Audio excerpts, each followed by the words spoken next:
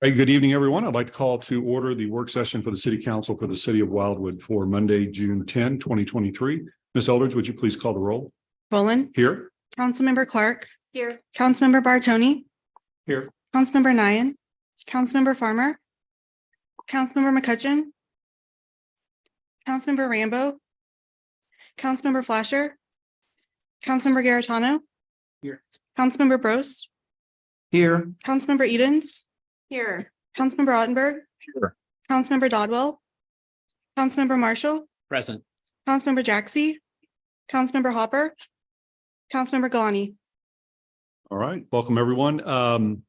So the first thing is we have a presentation from our auditors, Ruben Brown, relative to the city's finances. Do you want to come forward and deliver that, please?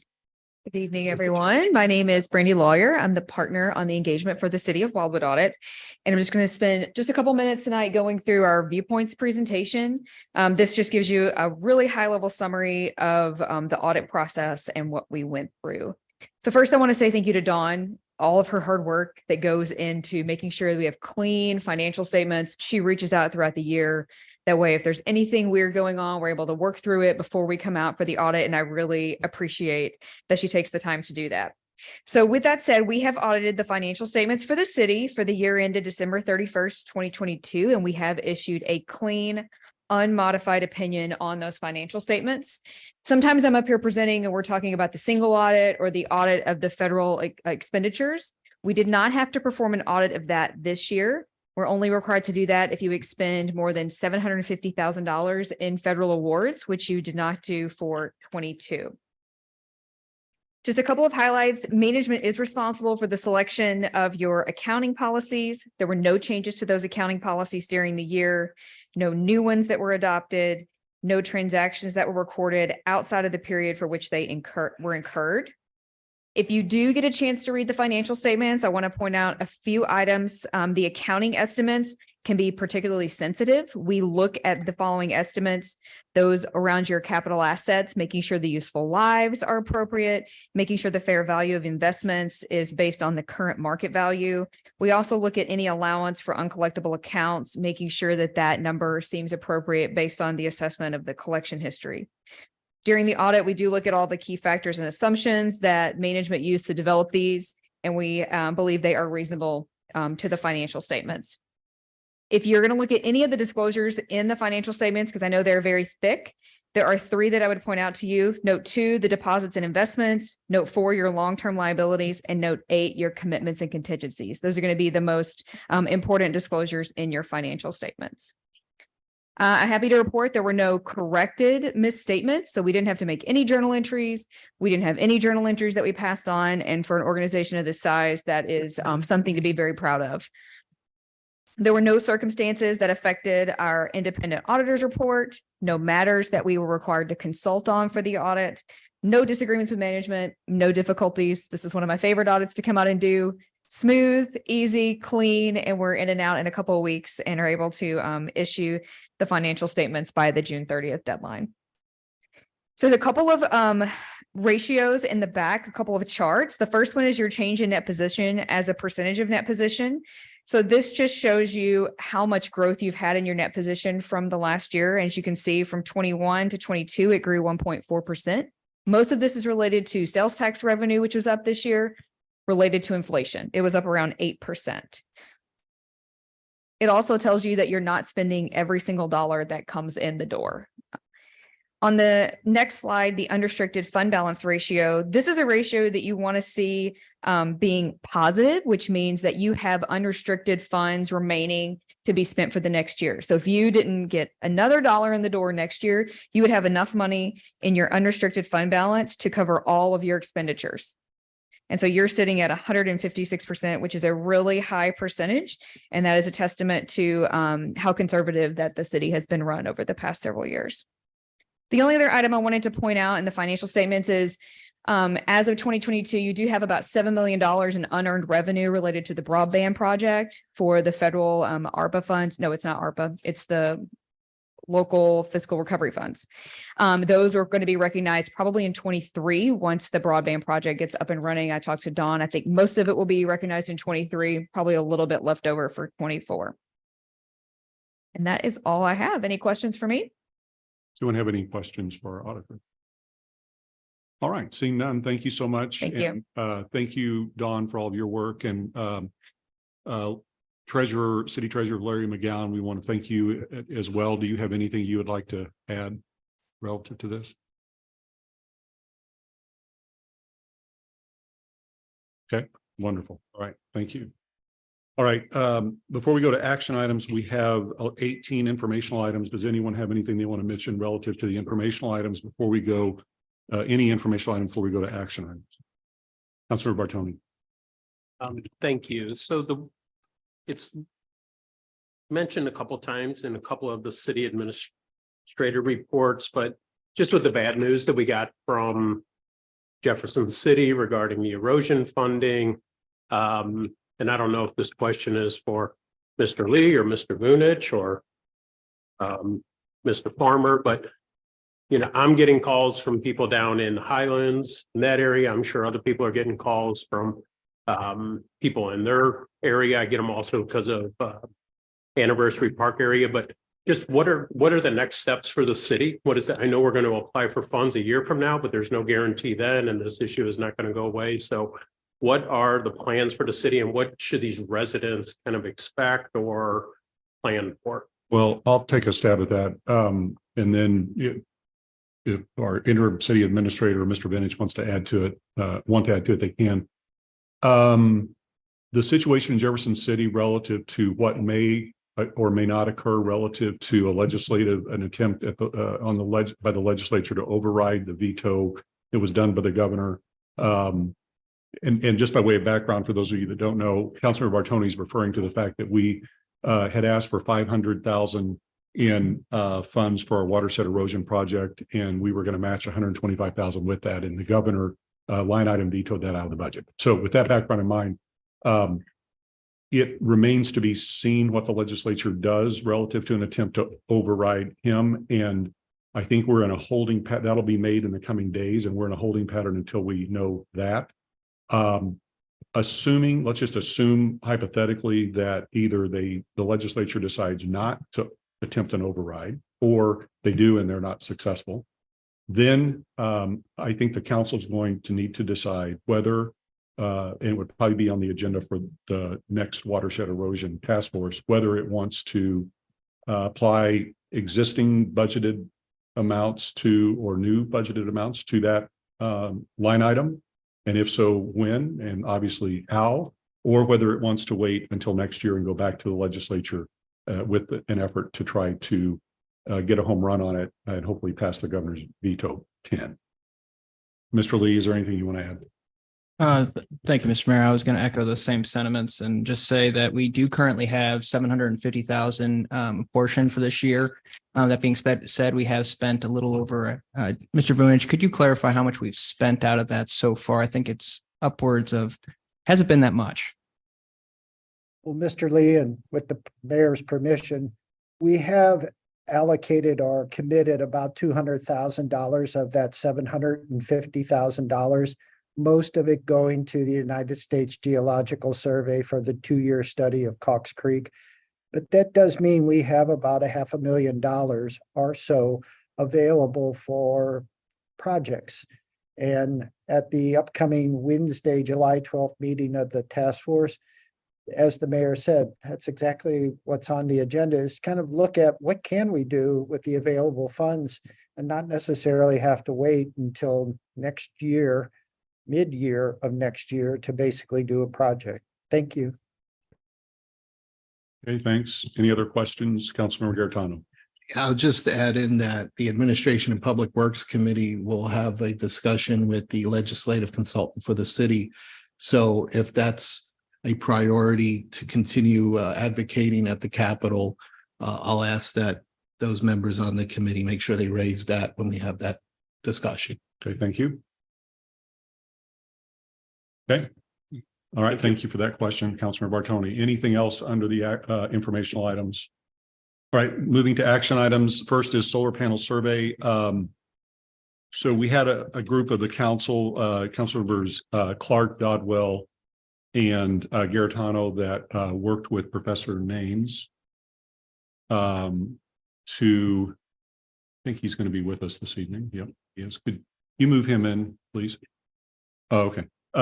Who worked with the gentleman that from St. Louis University that our interim city administrator had identified, who has expertise in surveys and so forth. And as I mentioned in the memo that's attached to the survey, they went through several things that included his methodology assurance that the survey results would be statistically sound, what the questions should be, and whether photos should be included. And what you have before you is the result of that group's effort. And they were unanimous in their decisions on all of that. And we have the professor here with us if anyone has any questions. So why don't we, rather than getting a motion right now, let's see if are there any questions about the process or the decisions of the group that was assigned to this, or from of professor names. Councilmember Edens. Yes, hello. So my question is on, based on feedback that I got from my own residents. So Ward 2 feels very contentiously about this issue. And I have been told by individuals that really do not want to look at front facing in their neighborhood, which is zoned more densely, that they really don't care about solar anywhere else, and it's fine in a rural area. So I was wondering why a question was not added, as opposed to, just generally how you feel about solar, why we didn't differentiate if people have opinions about solar based on zoning. Well, we may, the professor obviously answer that. And one thing I would just add on to your question is whether we would be able to glean the responses, because we're doing this on a ward by ward basis. So we may be able to determine indirectly what you're after based on that. But the professor, professor name, let's let him. Professor Names, can you respond to that, please? Sure. So that is a I guess I didn't phrase my question well. I want to be more specific about what I'm asking, because what my residents are saying is we don't want it in our neighborhood, but we're totally fine if it occurs somewhere else in the city and it's in a rural area. So should we? Mm-hmm. That's an item that could certainly be measured if the committee directs it to be measured. It was not something that was brought up with me in the room previously, but there's nothing in a technical sense stopping it from being measured. Yeah. So I would just say two things. I think that in no particular order of priority, that is potentially a slippery slope. How are we going to define a rural area? Is it going to be a 1 acre minimum with no houses around, or a 3 acre minimum with lots of houses around?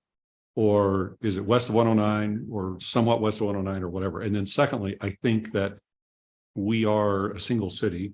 Ultimately, I guess let me ask this before I say this further. Professor Names, is it the case that we will know the results on a ward by ward basis? You will know how each ward responded, but the survey is designed to give you a representative picture of the city as a whole. It is a little bit unsuited for getting down to the ward level, although you will certainly be able to break out responses at the ward level. Right. So I think with that information, we would be able to at least have a good idea of what Ward 1, for example, thinks about it versus Ward 8. The other thing that I'm not sure the optics would be very good on is for us to make an assumption at this point that parts of our city may feel differently about this than others. I'm just because, I mean, you may have had residents that said that, but obviously they don't live in those areas, and the residents that live in those areas might feel the same way your residents do, which is, no, don't put it here, but put it somewhere else if that's the case. So I don't know. I just I'm just saying, I just think that there's some subtlety of opinion where people that might say I'm completely for solar or I'm completely against it might like to express their opinion with sort of a different option. And so based on the feedback I've already gotten, I think you're qualified. I don't think the questions here are leading. I just think that we're missing a component. So for me to support it, I would want that included. Okay, thank you. Any other questions or comments? Is there a motion? Councilmember Bartoni. I mean, I'm, Is your mic, did you get your microphone? yes. Okay. Let me move it. That's all right. Close it up. Thank you. You know, I have no problem with the professor. I'm sure he's a very good professor, and you know, he has qualifications of whatever he's teaching. But you know, we as a city, when you know we have these erosion studies, we're hiring erosion experts. And when we did sound studies, we hire sound experts. And I don't know why we're not hiring a survey company. So I think we should hire a survey company to do surveys. They are out there. This is what they do. And that's just the only reason I'm going to not support it is I think we should hire a professional company that specializes in surveys to do our surveys. So two things. Would you real quickly, please, Mr. Lee, we did explore, our interim city administrator explored several other companies. And it became a pricing issue, I think. But I'll let him explain that. Thank you, Mr. Mayor. Yes, Councilmember Bartoni, we did reach out to multiple firms and we were still waiting to hear back from the firm that you had recommended. So we had not gotten a firm price on the information yet. So we were just moving along. But the other pieces were we were seeing the minimum price for one survey being $20,000 from another firm and then going up all the way to $700,000 for one firm to do the entire city. So one of the items were just that after getting multiple quotes from different survey companies that were all in that range, we decided to take a different approach to go after an academic, a scholar to help us out and be a consultant on the project. Thank you. And then That second, almost sounds like somebody didn't understand what we were wanting to survey for $700,000.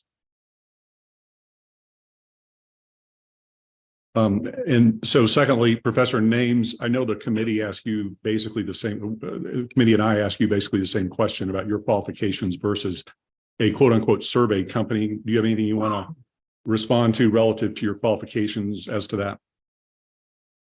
Sure. I'll just say I appreciate the council's concerns and I'd be asking the same questions. I have run upwards of a dozen surveys in the last few years in a wide range of conditions. And so this side of my work really is not purely academic. This is historically me out, you know, in the community, running surveys, leading survey teams. And so it is something that I do on a fairly regular basis. And so I'm glad that you're asking those questions. Is there a motion? Councilor Clark. We'll make a motion. And I just want to mention about his experience. I was skeptical about that myself. And after listening to Professor Nain's experience, he has not only run these surveys, he's also developed them for quite a few years. So I will make the motion to go ahead with the survey as it's laid out in the plan. Okay, is there a second? Councilmember Galani. Okay, any discussion on the motion? Councilmember Marshall. I'd just like to get a better understanding. How will you go about identifying who we're going to survey? Great question. I mean, Professor Names, Councilmember Marshall is asking, how are you going about identifying who we're going to survey to get a statistically relevant result? Absolutely. So the best case scenario would be to survey every single person in Wildwood. That is not feasible. And so the next best thing is to take a random sample.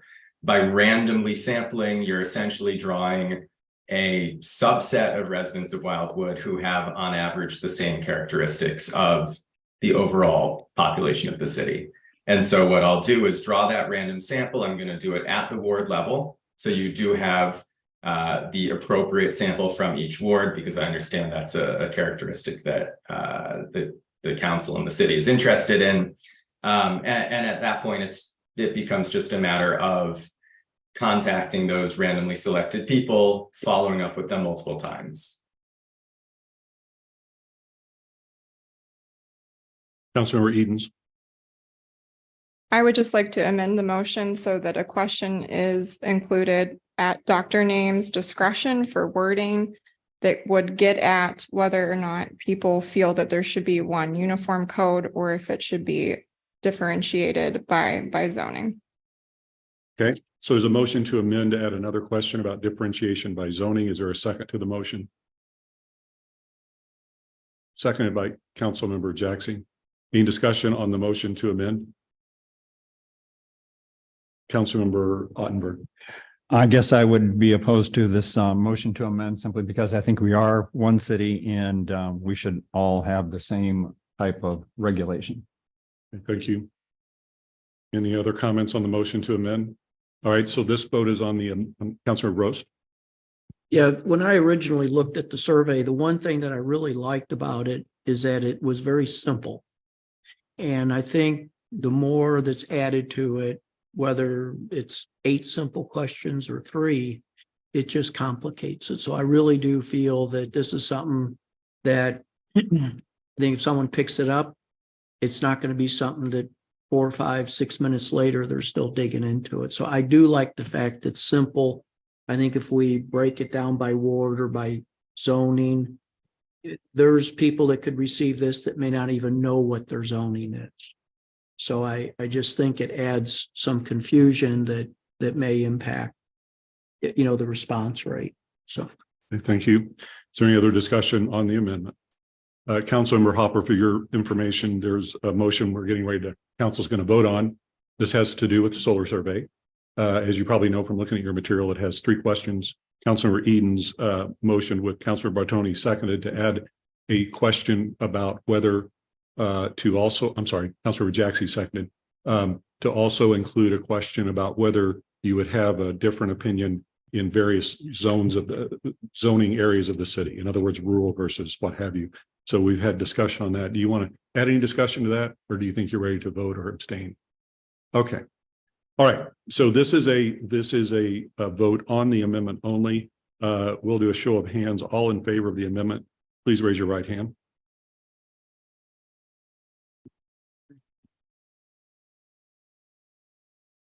Okay. All opposed to the amendment? Okay. So the amendment passes. So, and I believe that was worded with the discretion of the professor in crafting that. Is that correct? Okay. All right. So now we're back to the motion as amended to approve the survey. Any discussion on the main motion as amended? Seeing none, all in favor of the motion to approve the survey as amended, please say aye. Aye. Any opposed? We have 1 opposed. Councilmember Bartoni. Any other opposed? Any abstentions? Motion carries. So the plan is, and as I've communicated to you, but I want to mention an open forum. We have, or I have been at least trying to move this quickly out of deference to the individuals that have the applications before the city so that we can get answers up or down with what the council is going to do with respect to this issue. And so the plan would be, with that in mind, Professor Names he works pretty quickly in my experience. So I think he can get that question prepared by tomorrow, and probably it'll go out this week. And we'll have those results back as soon as possible. Okay. Thank you very much for that. Moving next, Planning and Parks detention and retention basins in Cox Creek watershed. Mr. Benich. Thank you, Mr. Mayor. Mr. Mayor and members of City Council, the Planning and Parks Committee is providing to you tonight a recommendation regarding a service contract in association with the study of retrofitting basins in the upper portion of the Cox Creek watershed to address runoff that for the most part is unchecked at times. The additional work is from a survey company that was requested by Todd Wagner, the primary consultant on this retrofit project. The cost of the survey is approximately $49,000. That survey work will include the 7 basins, both the perimeter of the basin itself, its interior portion, including depth, and then all of the features or improvements associated with it, such as outfall structures, overflow structures, etc. The Planning and Parks Committee discussed this at length and endorsed proceeding forward with the contract as presented tonight. Therefore, the department is respectfully requesting authorization to prepare legislation for the next meeting to have this particular item on the agenda for action. Thank you. Is there any question or is there a motion? Councilor Farmer, I'll make the motion to proceed forward. there's a second. Councilmember Marshall seconds. Any discussion on the motion? Seeing none, all in favor of the motion to proceed with the drafting of legislation, please say aye. Aye. Any opposed? Any abstentions? Motion carries. Next, grant application with Friends of Bellevue. Thank you again, Mr. Mayor. Mr. Mayor and members of City Council, the Planning and Parks Committee also at its June meeting considered a request from Friends of Bellevue and the Department of Planning and Parks to submit an application to the Missouri Department of Conservation for grant funding for Bellevue Farms Park. The park has been under treatment, so to speak, by that group, Friends of Bellevue, removing invasives, restoring habitat, and ultimately making it suitable for public purposes, which there is a plan available for such. The Planning and Parks Committee considered the request and endorsed it, and tonight the department is presenting that recommendation and requesting the endorsement of City Council for the grant application to the Missouri Department of Conservation. As with any grant application, there is no guarantee that the city will receive the requested $25,000, but it certainly would like to try. Thank you. And Mr. Bennett, just to clarify, there is no, other than city team member time here at City Hall to apply for this, there is no fee or cost to the city to do that, correct?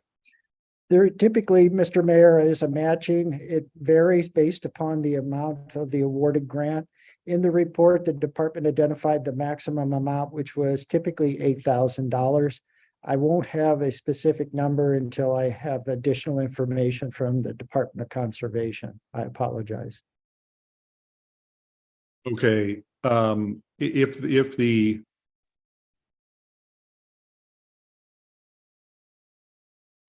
so, yeah, I don't know if our direct budgetary impact here is exactly accurate then, because let me ask you this, if we apply for it and the state says yes, does it come back to the council for another decision as to whether it wants to actually accept it and spend the 8, or is it the case that if this is applied, we're obligated to spend up to 8?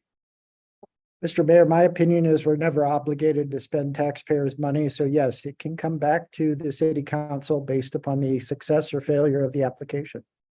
Okay, thank you. Is there any question for Joe, other questions for Joe, or comments or a motion? Councilor Bartoni. I'll make the motion to move forward with legislation.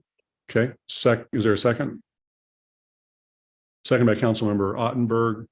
Any discussion on the motion? See no discussion, all in favor of the motion to move forward with the application with the understanding that it will come back to the council for final approval as to any match funds, should we get the award, please say aye. Aye. Any opposed? Any abstentions? Motion carries. Second access for St. Louis Community College, Mr. Bench. Again, thank you, Mr. Mayor. I appreciate it. Mr. Mayor and members of City Council, Mr. Newberry is providing a plan relative to this topic. The Planning and Parks Committee held a discussion at its June meeting regarding the expansion of the St. Louis Community College Wildwood campus with its second building. The second building is going to be a wonderful addition to the campus, but there has been one item that has been persistent in terms of discussion between the parties, and that is a second access to the campus and the buildings associated with it. Currently, all access except for a limited ride out only onto Route 109 at Turkey Track Road is via Generations Drive to New College Avenue and a signalized intersection there at State Route 109. The parties agreed to have a traffic impact study completed. That study was completed by Lockmuller Associates, a well-known firm and one used by the city for similar studies. And it concluded that the secondary access wasn't necessary until the third phase involving the campus. However, both the Director of Public Works and the Department of Planning remain convinced that although levels of service would remain relatively acceptable, There was just a concern if something went wrong at the intersection of New College Avenue and Route 109, how would people get in and out? And that secondary access is key to safety from the perspective of the two city departments. Therefore, the department engaged the Wildwood campus and the design team and asked them if they would consider at least dedicating an easement for that second access point so that if in the future it became needed, it would be one less step to have to accomplish and certainly would allow the city the option if it wanted to proceed forward in the future to consider such. Therefore, tonight, the department is presenting to you that conceptual layout. You were provided late today, and my apologies, a letter from the campus basically saying that they understand but cannot commit for future boards. But as part of the site development plan process, the department believes the city can request this particular easement and have it established for future use. Again, if Mr. Brown would like to comment as our city engineer and traffic expert, I certainly would yield the Zoom. But as the committee considered and supported, that the easement is an integral part of what the city believes is a safe overall campus. And Mr. Brown is now on the screen. With the permission of the mayor, I'll mute myself and let Mr. Brown take it from here. So Joe, before we do that, I have a question. What is it exactly you're wanting the council to do, if anything, relevant? The department is respectfully requesting of the council the endorsement to proceed forward with the establishment of the easement. And that's twofold. It's an unusual request, but I believe within the bounds of our site development plan regulations of the zoning ordinance. But secondly, it's important that the council know it does not include any construction at this time. Again, the traffic impact study said it did not need to be built immediately. But again, both the departments of Public Works and Planning believe if there's a problem at the intersection at Route 109 and New College Avenue, there could be really major problems, not only for the campus, but Wildwood Square, the YMCA, and equally important, if not more important, Meadows of Wildwood. Thank you. This is a approval of the easement for the second, as indicated, the second in and out, correct? Yes, sir. Okay. Mr. Brown, do you have anything you'd like to add relative to this? Thank you, Mayor Boland. I don't know that I have anything beyond what Joe has stated. I just concur with what he's said. This is an important aspect of the site to have additional ingress and egress for safety primarily, secondarily for traffic at this point. In the future, when that building is expanded, we expect that it will be necessary from a traffic standpoint primarily, as well as a safety standpoint. Okay, thank you. Any discussion or is there a motion? Councilmember Clark. Yes, I totally agree with the departments, because the safety issue is first and foremost on my mind as well. And looking at the traffic study, I don't see that it addresses every ingress, egress into that area that would be in question, as well as some of the level of service, the LOS in that traffic study does show that we have at a D level and an F level at times. So I would move that we go ahead with the approving the proposed easement. Okay, is there a second to the motion? Seconded by Councilmember Jaxie. Discussion on the motion, Councilmember Edens.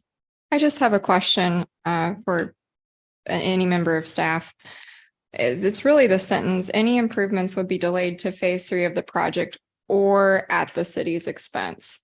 So in what scenario does this become part of our total expense? Because even if we were in charge of construction, would we not have collected some sort of fee in like a TGA account to anticipate the increased volume on the road that would contribute towards that? Mr. Vintage. Thank you, Mr. Mayor. Ms. Edens, first, this is a use permitted by right in the NU non-urban resident district, so there is no assessment of a traffic generation fee that comes with either a CA plan commercial district, et cetera. There is no intent to provide for a special escrow for the future construction because again, the traffic impact study as reviewed by the department seems to indicate it's not an essential need at the start from a traffic standpoint, not necessarily a public safety standpoint. And in the memorandum and now the letter to the city council, the Department of Planning wanted to ensure that there's an understanding that there would be no immediate construction. And then if problems did arise, it would be something that the city council would have to consider for a period of time before ever even committing to any spending a penny on anything. But I think it's important that we just set aside the easement, knowing that we have something there for that rainy day, so to speak. Thank you. Thank you. Okay, any other question? Councilmember Farmer? So in setting aside this easement, I mean, doesn't that sort of encourage the college to just let the city pay for it when it needs to kick in? Because I mean, if I have a company and somebody has theoretically agreed in the future to build me a road, I probably would just wait until they did that. Again, easement means we would do it necessarily. Councilman or Mr. Benich, you want to respond to that? Well, Mr. Mayor, you were on the right track. Having an easement doesn't mean anything other than we have a right of access if we choose. The department would again emphasize before any decision like that would be made, we would have to go through a substantial budget process, probably like the 5-year capital improvements plan, and just have a lot of discussion. And if the traffic impact study is correct, there may not be a need until that third building, but I think that's too great of a risk for the city to take without at least having something in the proverbial back pocket. Thank you. So in other words, it's reserving the space without making a decision at this point as to the city paying for it. Well said, Mr. I don't Mayor. think the city would pay for it. Okay, any other questions or comments? All right, seeing none, all in favor of the motion to proceed with obtaining the easement for the second right in, right out, as indicated in the plans provided, please say aye. Aye. Any opposed? Any abstentions? Okay, that takes us to our first receipt and file. Mr. Benich, if you'd please give some background to PZ 9-23. Certainly, Mr. Mayor. Thank you again. Mr. Mayor, members of City Council, the Planning and Zoning Commission is presenting to the City Council tonight its recommendation with action regarding a set of what are described as front-facing solar panels. You may, as council members, be scratching your head saying, why is this being considered? This is what the department and the Planning and Zoning Commission considered a very unique request. The home had solar panels for many years. They were damaged in a storm. The insurance company came out and said, yes, the storm caused the damage and we'll pay for the replacement under your policy. Unfortunately, when the solar panels were installed, they were not governed under the ordinances that are in place now in the city of Wildwood. Therefore, given a small area of the backside of the dwelling faces a portion of the double frontage that exists for the lot, it required a conditional use permit. Based upon the circumstances, the fact that they had been in place for an extended period of time, the fact that they were storm damaged and they need to be replaced, and the replacement is consistent with the original layout, the Planning and Zoning Commission granted the conditional use permit. Tonight, as with any conditional use permit, the City Council has the right to exercise power of review. And if that power of review is exercised, it would go to the Planning and Parks Committee, to City Council for public hearing and further discussion. Otherwise, if there is no objection to proceeding forward, the department would respectfully request that City Council waive the 15-day period so as the property owners can proceed forward with the insurance company and expedite the installation of the panels as quickly as possible. Thank you. Thank you, Mr. Benich. So council members, when we discussed this at Planning and Zoning and Mr. Benich laid it all out, this is unlike other applications that we have for the reasons that Mr. Benich indicated. Principally, I don't want to use the term grandfathering because it's not legally accurate, but from a practical standpoint, this home previously had solar panels. The storm took them out. So I personally, when I made the motion to approve these at the Planning and Zoning Commission, did so on that basis, among others. I would fully agree, and I actually mentioned to the petitioners at the Planning and Zoning Commission hearing that I would also ask the council to waive the 15-day review period so that they could proceed immediately with these panels. If you feel similarly, then I would ask for someone to please make a motion to that effect. Councilmember Golani makes the motion to waive the period, seconded by Councilmember Farmer. Is there any discussion on the motion to waive the city's 15-day, city council's 15-day review period relative to PZ 9-23? Seeing none, all in favor of the motion to waive the review period, please say aye. Aye. Any opposed? Any abstentions? Motion carries. Stop. All right. Next is PZ 01-22. Mr. Vintage, Kurtz Nursery. Again, thank you, Mr. Mayor. Mr. Mayor and members of City Council, this item is for receipt and filing tonight. The Planning and Zoning Commission considered the site development plan and related set of items relative to a new business entering Wildwood in the Chesterfield Valley portion of the city. Kurtz Nursery will mirror, for the most part, what Fix Supply has been providing at this general location for many, many years. They are more of a landscape business as well, so they'll be covering additional services out of this facility. As you can see, it's a level tract of land. The intent is to use it for different types of storage. They do have a very unique office building that was reviewed by the city's Architectural Review Board and will be an asset to the area in terms of its character and quality. The other item that is worthy noting is those two big kind of oval areas at the front. Those are the stormwater management basins that are required under the Chesterfield Valley Stormwater Master Plan, and they're whoppers. And so from the perspective of the departments, Public Works and Planning, they're essential to the stormwater management, but certainly create a unique appearance relative to the site. The Planning and Zoning Commission unanimously endorsed the plan, and as first mentioned, this is for your receipt and filing tonight. And if there are any questions, the mayor, Mr. Brost, and I are available to respond to them. Thank you. Questions relative to the receipt and file item PZ 01-22. All right. So that takes us back to, let's go back to the informational items when we complete. We have a few minutes here before we take a break. I just wanted to mention a couple of things and also see if any council member had anything you want to mention relative to items that are on our main meeting agenda. The first thing I wanted to give you a heads up on before we get to it. So as you know, on the main meeting, we have a public hearing that's scheduled for the McBride development. And over the course of the last several days, I've been party to several different questions from council members, essentially amounting to confusion as to exactly what P&Z was sort of doing with this for a number of different reasons. And so I believe the intent will be on the part of some of the council to make a motion to refer this back to the Planning and Zoning Commission, and it would reappear then 30 days from now, give or take, at the next city council meeting to have the commission give greater clarity as to what it wants, particularly as to 1 or 2 car garages, because there's some inconsistency there with that. Given that, procedurally, what I think would be best to expedite the meeting would be once we go into the main meeting. If there's no objection, I will rearrange the agenda to bring forward the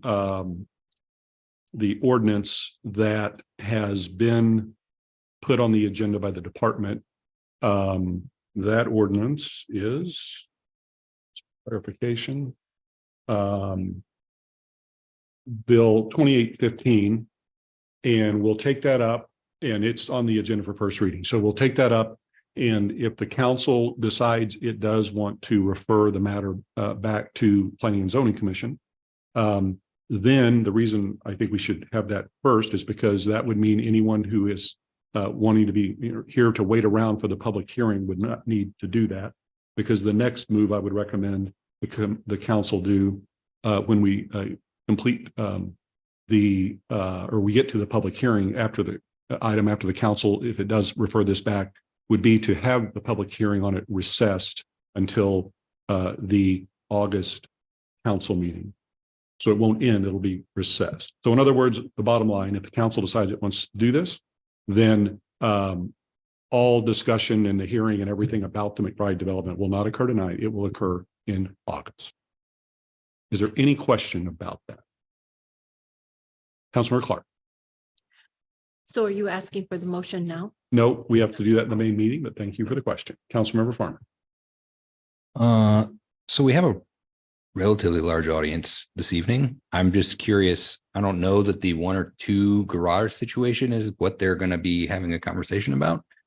So, I mean, I guess if that's what we have to do, that makes sense, because I'm of the opinion we probably need to have some more conversation about this. But I also know that, people have probably rescheduled a bunch of stuff to try to get in here. So I don't want to.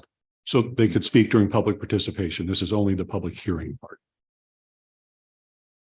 Okay. Can maybe you or Mr. Young just sort of explain to the general audience what the difference would be, so that they know whether they have to come back next month or not, or if that information can be carried over or any of that stuff? Mr. Young?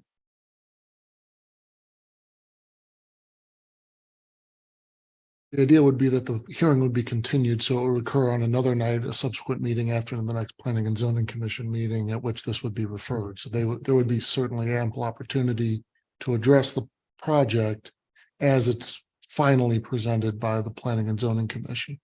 So I guess my question is, do they need to, if they're wishing to speak on that matter, do they do that tonight and then come back? Are they better off to come back and not say anything tonight? Because now we're just talking about public comment in relation to a public hearing.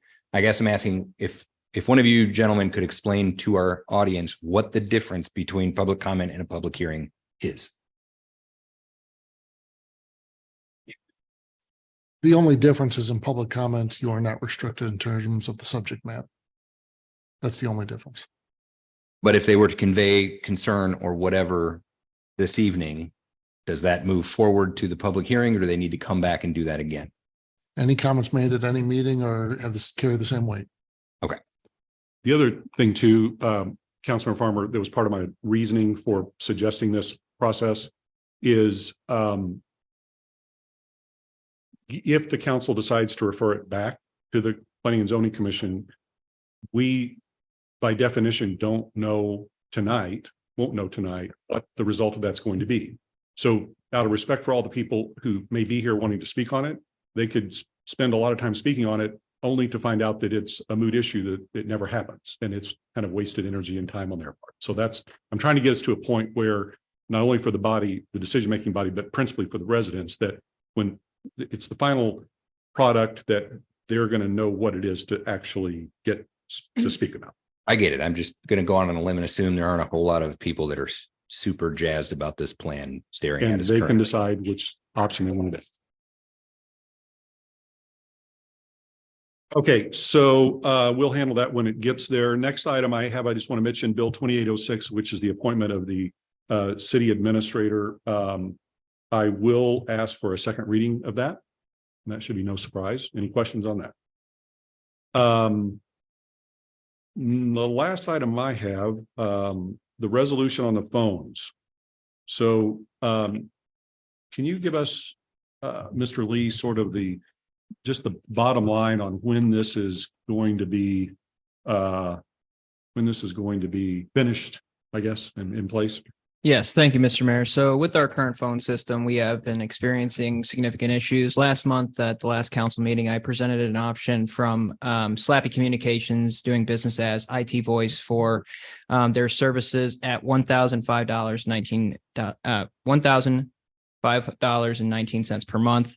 In this case, there was concerns over the model of phone, the hardware being used, the T53W, the T54W Yealink phone.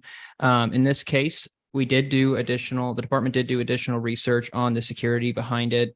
We got an opinion from our third-party vendor in our IT realm. They stated that there were no significant concerns, but I would like to note that in this case, being a Chinese company, that could be potentially changing day by day, there could be reason to look into another hardware, if you will. And that's exactly what we did with the amended 2023-12A that will be replacing that T53W, T54W phone hardware with the PolyEdge E450 IP phone system. That being said as well, since it is American based, doesn't have ties internationally, that does cost more to produce in the United States. So it would raise the cost per month, $253.38. Thank you. I available for any questions this time. Okay, so my question is, if the council approves the resolution as amended, implementation date roughly? We could get it going literally in the next week. Okay, awesome. Councilor Farmer. Yeah, so if I remember correctly, if we went with the original phone, we were going to save, I think it was like $800 a month or something. So now we're at $600 a month. Is that still right? Yeah, so we would have saved, I was around 700 and some change, and now it'll be around 500 and some change. Any other questions on that? I know we'll be excited when we can start getting our phone messages by email. Make sure we don't miss phone messages from our residents. Okay, does any member of the council have anything they want to mention relative to, I know we have a lot of, some basically boundary adjustment, lot split type things. I didn't see anything else that I thought we might want to discuss at this point before we get into the meeting, but if any of you have anything that you've noticed from the agenda you would like to discuss now to expedite the discussion later, we can certainly do that. All right, seeing none, we will go to an adjournment of the work session and take about a 3 or 4 minute break, and then we will come back for the main meeting of the council. Is there a motion to adjourn? Made by Councilmember Farmer, seconded by Councilmember Marshall. Non-debatable motion. All in favor of the motion to adjourn, please say aye. Aye. Any opposed? Any abstentions? We are adjourned.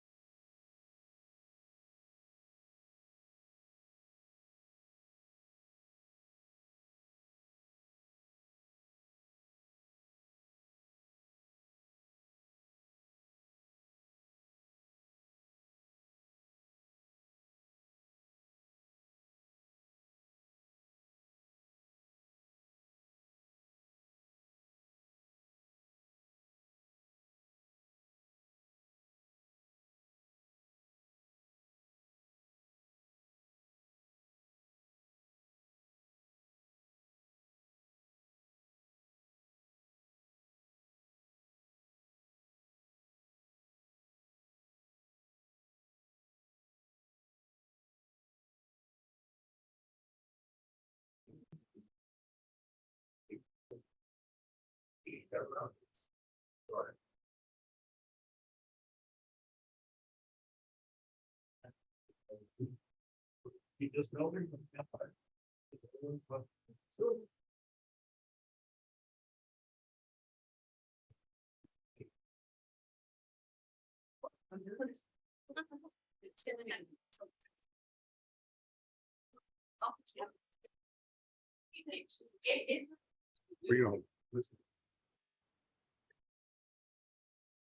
right, good evening, everyone. I'd like to call to order the meeting of the City Council for the City of Wildwood for Monday, July 10, 2023. Ms. Elders, would you please call the roll? Mayor Bolin, Here. Councilmember Clark, Here. Councilmember Bartoni. Here.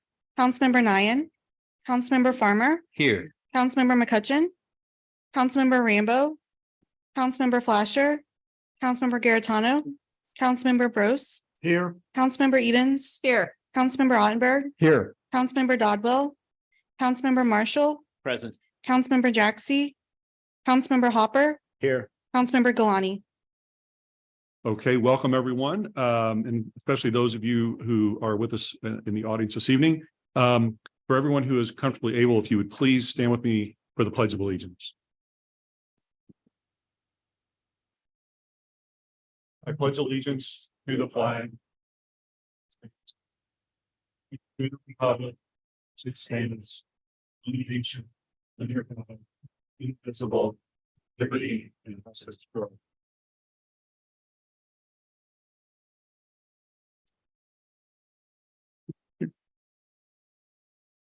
Okay, council members, as I mentioned in the work session, if there's no objection, I would like to rearrange the agenda and bring forward Bill 2815 for discussion of the council. Is there any objection to bringing Bill 2815 forward at this point? Okay, so the agenda is effectively rearranged. We now have Bill 2815 on the floor. Councilmember Clark.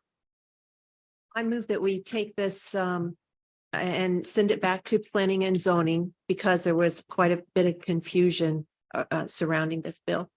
Okay, so we have a motion to refer back to the Planning and Zoning Commission. And my understanding is with the report recommendation in time for the August 2023 council meeting. Is that correct, Councilmember Clark?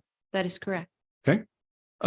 Is there a second to the motion to refer back made by Councilmember Ottenberg? Is there any discussion on the motion to refer? Councilmember Garitano? Yeah, I just want to make sure I have clarity here or clarity for everyone here. So this means that we're seeking clarity, I guess. Is that what you were saying? Or from the Planning and Zoning Commission?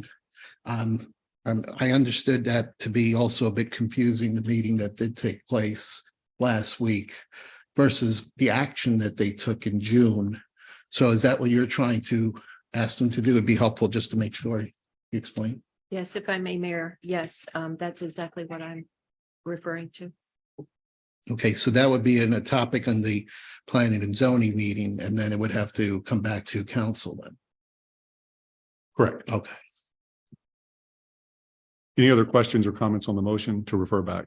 Seeing none, all in favor of the motion to refer back to planning and zoning, please say aye. Aye. Any opposed? Any abstentions? Okay, so that is done. For the benefit of everyone in the room who may have, or those in the room rather, who may have been here this evening for the public hearing on the matter, and that this bill, and that relates to PZ 5-23, 6-23, 7-23, and 7A-23. When we get to that point momentarily, I'm going to ask that the council, that a motion be made to recess that hearing to the August 2023 City Council meeting to correspond to the action the council just took on the motion to refer. You're welcome to stay around, but in consideration of your time, I just wanted to let you know that that's what will occur with respect to that. All right. That takes us to public participation. And before we start that, I just want to mention a couple of things. Public comment is a valuable component of our meeting.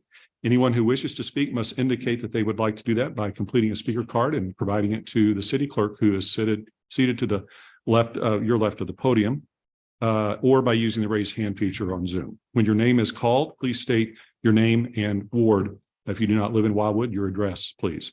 To ensure that all who wish to speak have the opportunity to do so, there is a 5-minute time limitation, and I will let you know when that time limit is reached. If you have any questions for us, please mention that during your remarks and identify the official you would like to respond. That official will make note of it, and at the conclusion of public participation, any official who chooses to respond will have 3 minutes to do so as to all questions directed to that official. The official may choose to respond to your questions after tonight's meeting, and we may also post any responses on the City Council page of our website. Finally, please be respectful to others in making your remarks. This means that interrupting others and using profane and abusive language are prohibited. And I want to thank everyone in advance for following these. First speaker card, please. The first speaker card is Mike Whalen.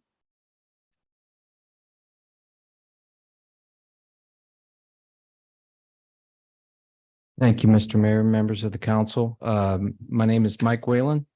I live at 640 Thorntree Lane, Eureka, Missouri, 63025. I am here tonight to I have a statement and a request. I have a bill 2809 in front of you tonight for its first reading, and my respectful request is for a second reading. It's for a 12 lot development off of Highway 100. I've been before you all. Our preliminary plat was approved unanimously in February, and just, you know, given how busy everybody's been and what's been going on in the city, it's just taken a real long time to get us tonight to get this bill in front of you. So I respectfully request a second reading. And with that, I wanted to point out a Scrivener error in the text of that bill. It reads residential subdivision, that is lot 2 and 3 of the subdivision.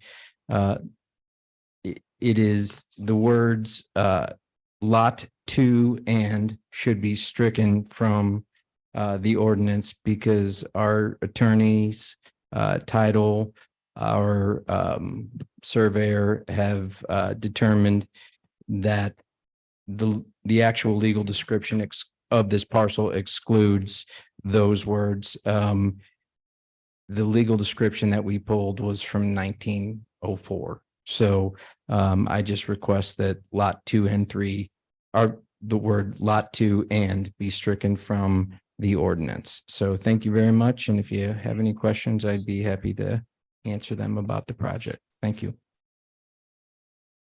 Okay, thank you. Next speaker card, please. The next speaker card is Lawrence Zachary Cornett.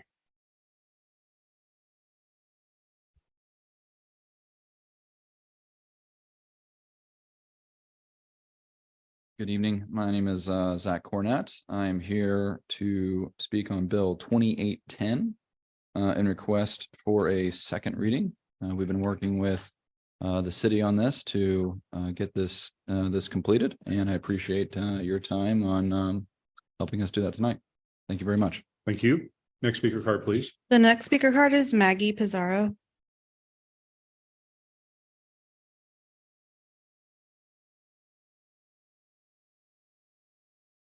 Hi, I'm Maggie Pizarro, and I'm asking for a second reading on Bill 2812, which is a boundary adjustment for Celia Tracks 1 and 2. So 2 readings tonight, please. Thank you. Thank you. Next speaker card, please. The next speaker card is Jeff Atkins.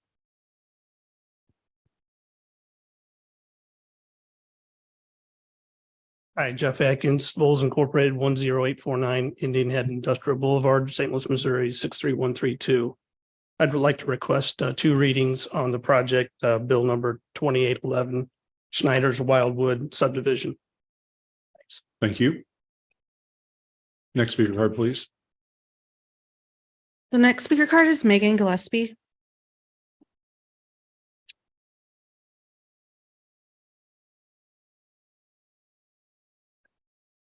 Megan Gillespie. I live at 17002 Main Street in Wildwood. I am here, and I know you guys are going to delay the vote, but to protest the developments in the high density developments on Crestview, both the north and south side. What I wanted to do is just get this into record. So we did a petition talking about possibly putting in a park especially on the south side of Crestview. We have 387 signatures. This was started last Thursday. Now, some of these are out of town, and I appreciate their stick with it with us, but a lot of these are your voters. And so what we're saying is there's a lot of us that don't want to see this. We don't have any plan for how we would pay for this, but I think what this does do is show directionality and how people are feeling. So I'm going to hand this to the scribe and I'll sit down. Thank you. Next speaker card, please. The next speaker card is Stan Parsons.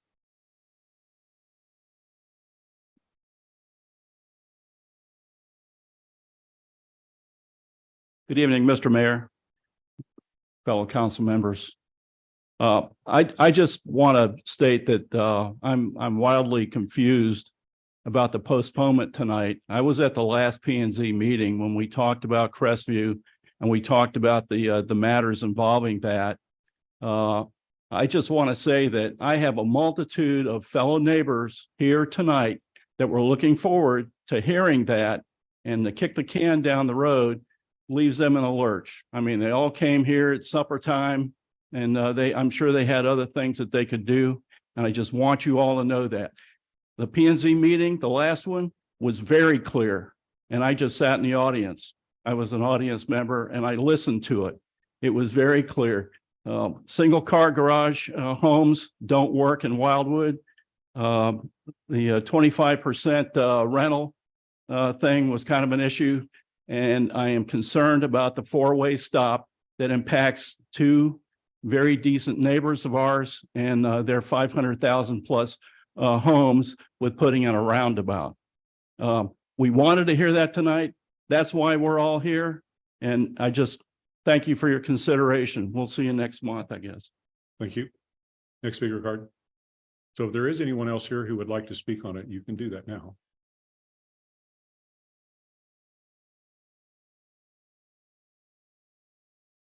City Clerk.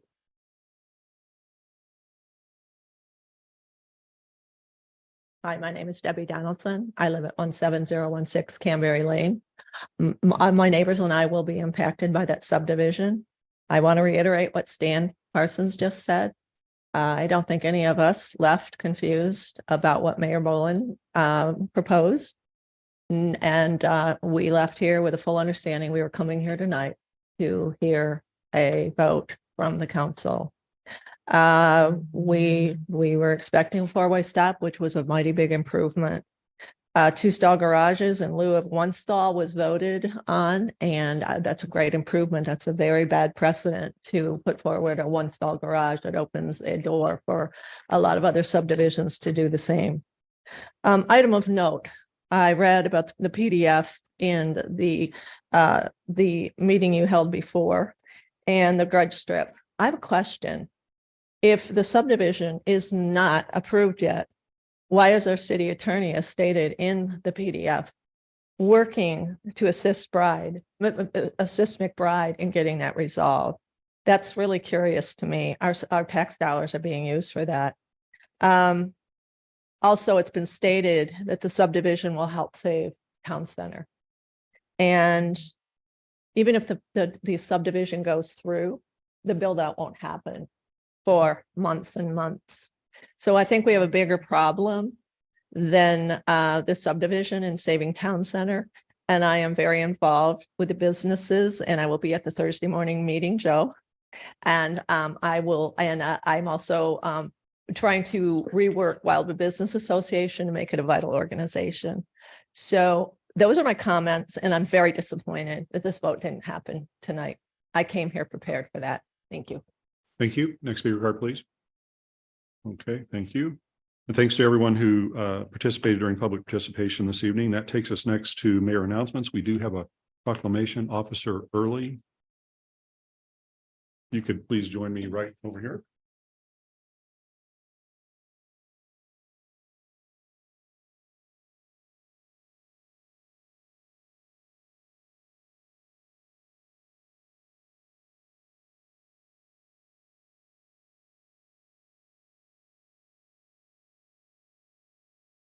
Officer Early has been a member of the Wildwood Precinct, St. Louis County Police, we contract with. And personally for him, unfortunately for us, he's retired. And so I thought it fitting proclamation. See, bear with me, I'll read this. Whereas Officer Joseph M. Early became a police officer in 1998, he joined the St. Louis County Police Department. Whereas in 2021, he joined the Wildwood Police Precinct. Whereas Officer Early was commonly known and respected for his talent at problem solving and mediating neighborhood and resident issues. Whereas in his service to the city of Wildwood, he experienced what many do not having the benefit of time to reflect as to how to handle exigent circumstances, but always being called upon to exercise the best judgment and not knowing whether the next situation encountered mean the difference between life and death. Whereas Officer Early voluntarily chose his career of service, which has significantly benefited the city of Wildwood and its residents. Whereas his service personifies the type of leadership and citizenship that the city of Wildwood is proud of. Now, therefore, it is hereby proclaimed that on this 10th day of July, 2023, and on the occasion of his retirement, the city of Wildwood hereby recognizes Officer Joseph M. Early on all of his career achievements and thank him for his selfless service to our city and its residents.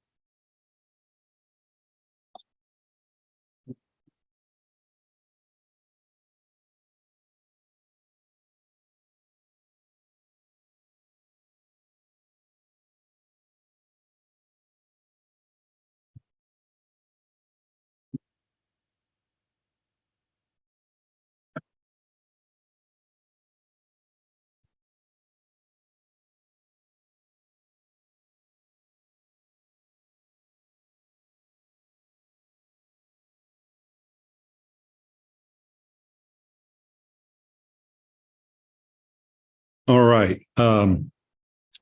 That takes us to public hearings. And as I mentioned in the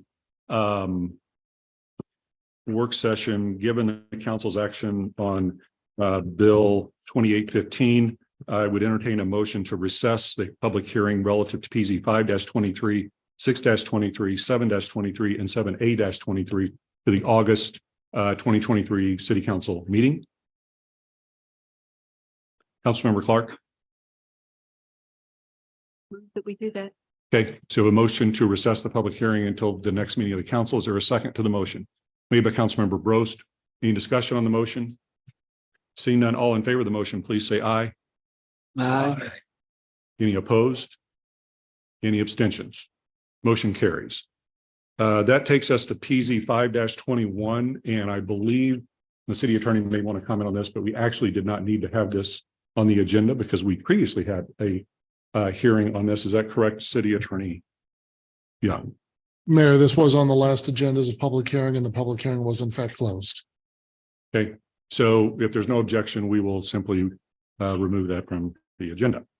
Any objection to that? All right, that takes us to our second readings.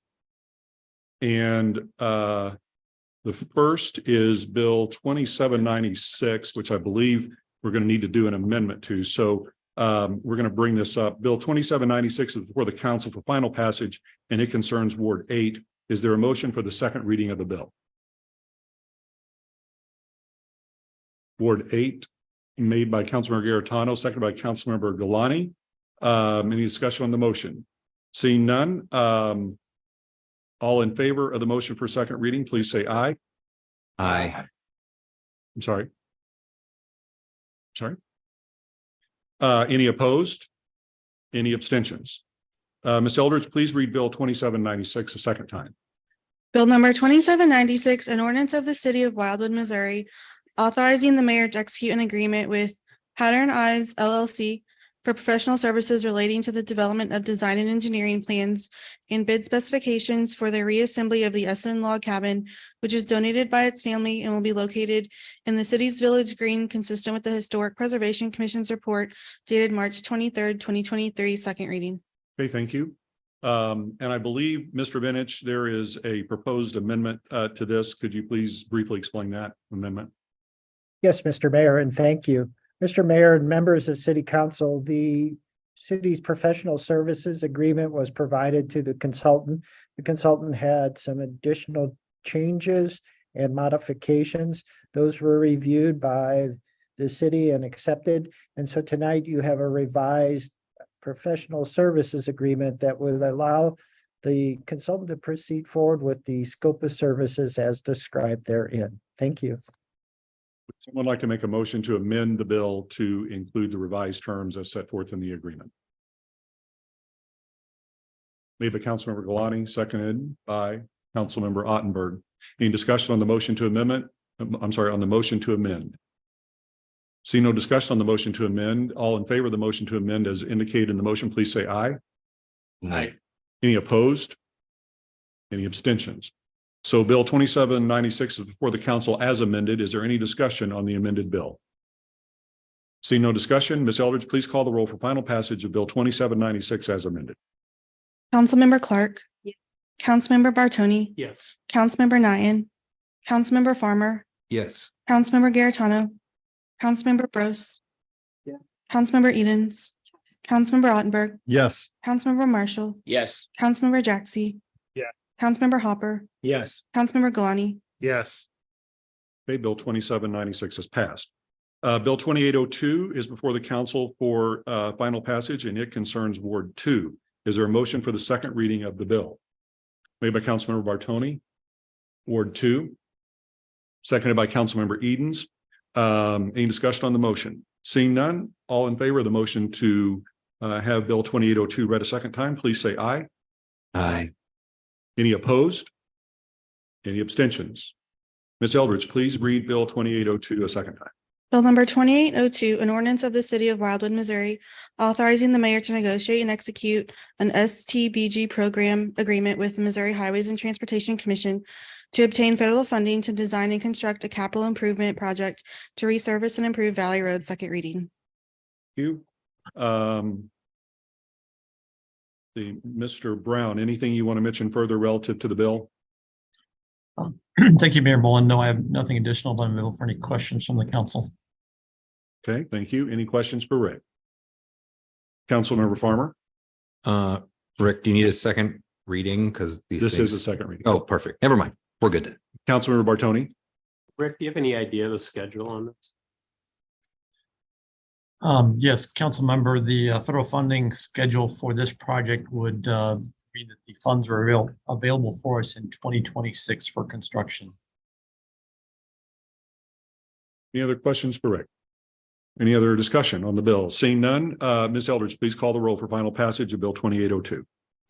Councilmember Bartoni. Yes. Councilmember Nian. Councilmember Farmer. Yes. Councilmember Garitano. Councilmember Bros. Yes. Councilmember Edens. Yes. Councilmember Ottenberg. Yes. Councilmember Marshall. Yes. Councilmember Jaxi. Yeah. Councilmember Hopper. Yes. Councilmember Galani. Yes. Councilmember Clark. Yes. Bill 2802 has passed. Takes us finally for second readings to Bill 2805. It concerns all wards. Is there a motion to have Bill 2805 read a second time? Made by Councilmember Galani, seconded by Councilmember Brost. All in favor of the motion, please say aye. Any opposed? Any abstentions? Ms. Eldridge, please read Bill 2805 a second time. Bill number 2805, an ordinance of the city of Wildwood, Missouri, amending Title IV of the Code of Ordinances of the city of Wildwood by deleting chapter 410 in its entirety and enacting in lieu thereof a new chapter 410 for the regulation of tree preservation and restoration within the city, second reading. Thank you. I believe we also have an amendment to this as well, Mr. Vinich. Yes, Mr. Mayor, with your permission. Mr. Mayor and members of City Council, as you'll recall, at the June meeting of this body, a public hearing was held on the recommended changes from the Planning and Zoning Commission. Since that recommendation was favorable, a bill was prepared and first read. At the conclusion of that reading, there was a request to refer the matter back to Planning and Zoning Commission and look at a potential allowance for two projects that have significant levels of zoning approval, but are not yet under construction, that may or may not be impacted by the new regulations. The Planning and Zoning Commission considered the grandfathering, so to speak, and recommended that the ordinance as presented be amended to accommodate those two projects. If you're looking for the wording, it's on page 2 of the bill and it's highlighted in blue font color. Thank you. You. Would someone like to make a motion to have that amendment made? Made by Councilmember Galani, seconded by Councilmember Ottenberg. Any discussion on the amendment? Seeing none, all in favor of the amendment, please say aye. Aye. Any opposed? Any abstentions? Okay, so we now have before the council Bill 2810 as amended. Any discussion on the bill? Councilmember Farmer. Yeah, Mr. Vunich, can you tell us what the two projects are that we're, I guess, excluding from this, right? Yes, sir. The first is the reserve at Wildwood, which is the 50-acre site at the southwest corner of Route 100 and Route 109. And the other is Ashley Grove, which is located between West Avenue and Center Avenue by Stone Mill subdivision. They're very different projects, but both in town center.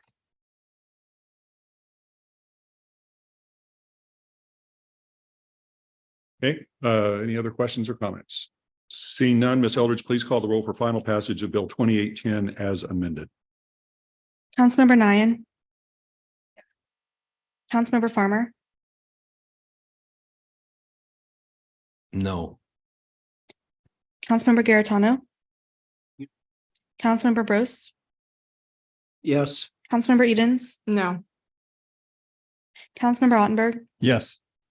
Councilmember Marshall, Councilmember Jaxi, Councilmember Hopper, Yes. Councilmember Galani, Yes. Councilmember Clark, Yes. Councilmember Bartoni. Yes. Okay, the bill passes. That takes us to Bill 2806, which is the appointment of our city administrator, Mr. Tom Lee, and it's before the council for first reading. It concerns all wards. Is there a motion for the first reading of the bill? Made by Councilmember Farmer, seconded by Councilmember Ottenberg. All in favor of the motion for first reading, please say aye. Aye. Any opposed? Any abstentions? Ms. Eldridge, please read Bill 2806 for the first time. Bill number 2806, an ordinance of the city of Wildwood, Missouri, appointing Thomas J. Lee to the office of city administrator, establishing the compensation of the city administrator, and authorizing the mayor to execute an employment agreement. First reading. Thank you. Does any member of the council have any questions? Councilmember Ottenberg? Well, I don't have a question, but I'd like to make a motion for a second reading of the bill tonight. Okay. I saw your hand. Is that what you were? Okay. We have a motion for a second reading made by Councilmember Ottenberg, seconded by Councilmember Farmer. This will require a supermajority 2/3 vote. As you know, we'll try it by voice vote and see where that goes. And we need to take it from there. All in favor of the motion for second reading of Bill 2806, please say aye. Aye. Any opposed? Any abstentions? So the supermajority requirement has been met. Ms. Eldridge, please read Bill 2806 a second time. Bill number 2806, an ordinance of the city of Wildwood, Missouri, appointing Thomas J. Lee to the office of city administrator, establishing the compensation of the city administrator, and authorizing the mayor to execute an employment agreement. Second reading. Thank you. Any discussion on the bill? Councilmember Edens. I don't want to count the votes before a roll call, but I would like to go ahead and say congratulations. And you're a very passionate person. You're empathetic, which is important because not only do our residents need to believe that you care about them, you actually do have to care about them. And I have had great feedback on my residents' interactions with you. You're smart and you are a hard worker. You're coming into this position younger with less experience and without an advanced degree yet, but your drive will make up for that. So I would just encourage you to become a certified municipal individual within maybe the next 2 years. And we would love to set you up for success and hope you do great things. Thank you. Any other discussion? All right, seeing none, Ms. Eldridge, please call the roll for final passage of Bill 2806. Councilmember Farmer, Yes. Councilmember Garitano, Yes. Councilmember Bros, Yes. Councilmember Edens, Yes. Councilmember Ottenberg, Yes. Councilmember Marshall, Councilmember Jaxi, Yes, even though he's not looking up. Councilmember Hopper, Yes. Councilmember Galani, Yes. Councilmember Clark, Yes. Councilmember Bartoni, Yes. Councilmember Nian.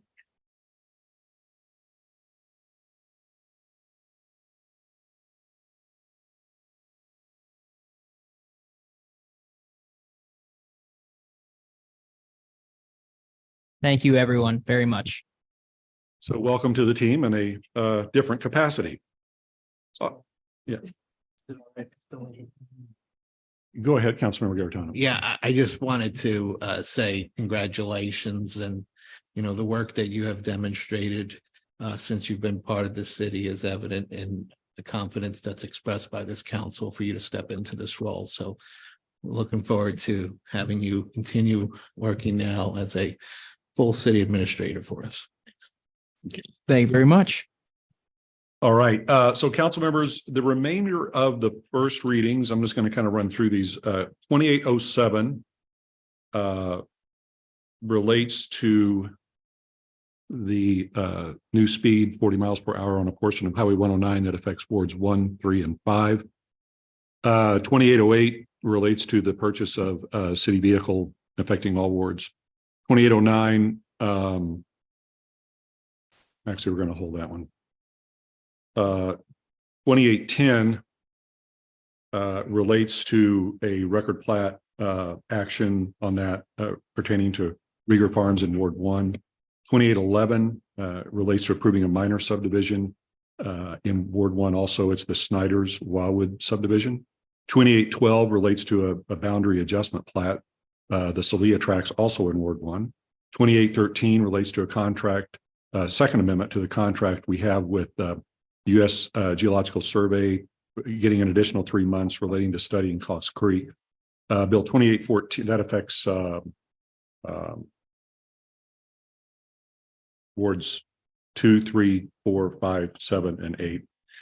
Bill 2814, finally, Bill 2814 relates to the grant of an expanded utility easement to Ameren, and that affects Ward 1. My question is, would there be any objection to having the first reading done in unison? This is first reading only, in unison relative to bills 2807, 2808, moving past 2809, 2810, 2811, 2812, 2813, and 2814. Councilmember Farr. I don't have an objection. I just have a question on that. Sure. On 2807, is that something that we're like recommending to MoDOT? How do we do that? Mr. Brown, how do we affect speed limit changes on MoDOT controlled road? Thank you, Mayor. It's something that's challenging, to put it lightly. This is something that we've mentioned to them for some time and requested they consider it. And after many years, they have studied it and come to the conclusion that it's a good idea, but it's under their road. It's their road, under their control. We can recommend it. We can request it, but ultimately they've got to be agreeable, in which case, if they are agreeable, we can pass an ordinance that affects that changes our traffic schedules and incorporates the speed limit. So, Mr. Brown, the question is, with respect to this particular one, is the issue or the way this is going to be approached, this ordinance is essentially a recommendation to MoDOT, but you have an understanding from them that they're going to implement it. Is that correct? I have an understanding that they will implement it if we pass the ordinance. Yes. Okay. Any other questions on any of these items? Councilmember Clark. So 2808, if I need to abstain from that one, do we need to pull that out separate? We would, and we can do that. All right. Anything else? Any other questions? So what we're left with 2807, 2810, 2811, 2812, 2813, and 2814 would be read in mass with one vote of the council for first reading. Is there any objection to doing that? All right. The bills, seeing none, are on the agenda, before the council for first reading, and they concern the wards indicated. Is there a motion for the first reading of the bills? Made by Councilmember Farmer, seconded by Councilmember Galani. All in favor of the motion for first reading of the bills in mass, please say aye. Aye. Any opposed? Any abstentions?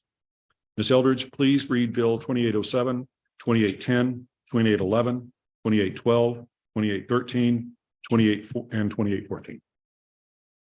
Bill number 2807, an ordinance of the city of Wildwood, Missouri, amending chapter 390 traffic schedule 2 speed limits of the Code of Ordinances of the city of Wildwood by establishing a 40-mile-per-hour speed limit on a portion of Missouri Route 109 within the city of Wildwood.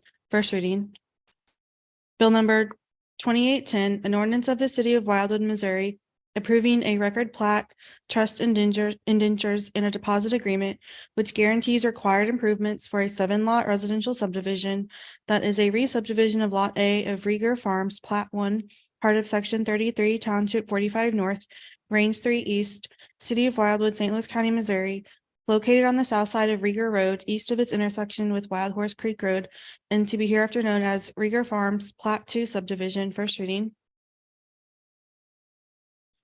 Bill number 2811, an ordinance of the city of Wildwood, Missouri, approving a minor subdivision plat for a 3-lot residential subdivision located on a tract of land being lots 2 and 3 of the Schneider's subdivision in the northeast quarter of Section 2, Township 44 North, Range 3 East, and in the northwest quarter of Section 3, Township 44 North, Range 3 East, City of Wildwood, St. Louis County, Missouri, located on the northwest corner of the intersection of State Route 100 and Pond Road, and to be hereafter known as Schneider's Wildwood Subdivision, re-subdivision of lots 2 and 3, first reading.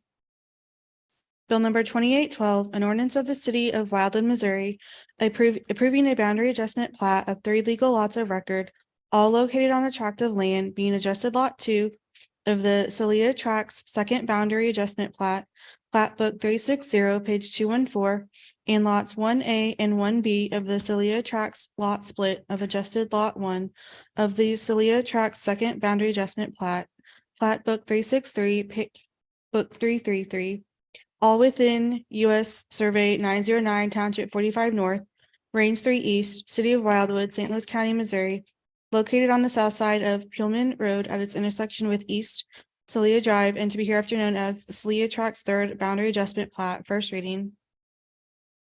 Bill number 2813, an ordinance of the city of Wildwood, Missouri, authorizing the mayor to execute a second amendment to the contract with the United States Geological Survey, USGS, for an additional 3 months of research and analysis as part of a 2-year study of the Cox Creek watershed, extending the date to March 30th, 2024, which is consistent with the Watershed Erosion Task Force's efforts to develop environmentally appropriate and engineered solutions to ongoing concerns. First reading.